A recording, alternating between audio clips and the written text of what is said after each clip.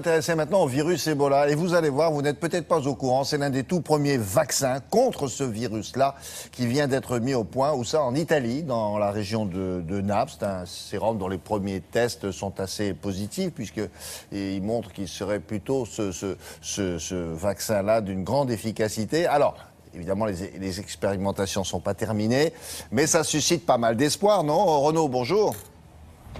Bonjour William, ça suscite beaucoup d'espoir à tel point que l'Organisation mondiale de la santé a déjà commandé 10 000 doses de ce vaccin. Il faut dire que dans le monde actuellement, il n'y a que 2 vaccins en cours de préparation.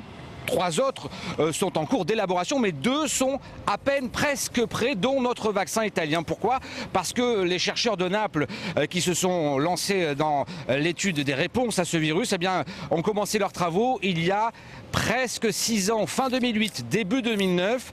Ça y est, leur vaccin est presque prêt. C'est un reportage de Gianna Messina et Claudia Belli.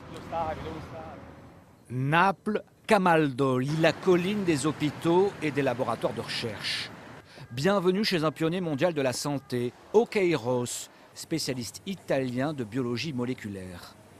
Virginia Amendola est chercheuse et dans cette armoire dans un froid polaire, elle conserve l'espoir médical de l'année, le chimp adeno 3 Zahir, le vaccin test contre le virus qui terrorise le monde aujourd'hui. Voici le vaccin de l'Ebola. Il peut être utilisé pour l'expérimentation sur l'homme. Voici un échantillon du virus qui a déjà tué près de 5000 personnes en Afrique. Et voici comment, après 5 ans de travaux, le vaccin fonctionne. En bleu à gauche, le virus. En vert à droite, les cellules immunisées. Quand Ebola infecte un organisme protégé, voici le résultat. Les cellules saines le détruisent, le bleu disparaît petit à petit.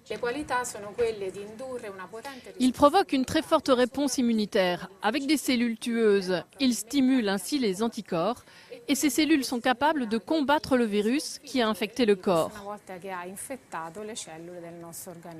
Pour l'instant, ce vaccin a été testé sur des macaques seulement. Les tests cliniques sur les hommes sont en cours. C'est une étape indispensable. Mais les premiers résultats sont probants. Tous les singes vaccinés ont survécu à l'infection.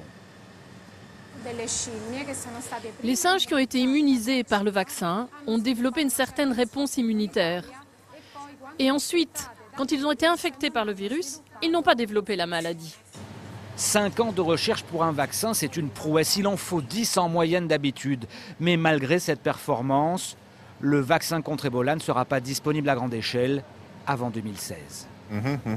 Juste pour terminer, Renaud, vous m'aviez dit que ce laboratoire n'aurait jamais dû trouver ce vaccin. Pourquoi ?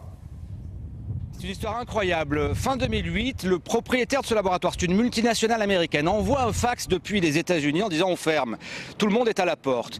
Alors une poignée de chercheurs, ceux que vous avez vus dans le reportage, se mobilisent pour trouver des financements, pour continuer à pouvoir travailler. Puis ils se disent il faut qu'on justifie notre travail. On va prendre un cas d'école. À l'époque, Ebola ne faisait peur à personne. Ça n'était pas en tout cas une épidémie de cette ampleur-là.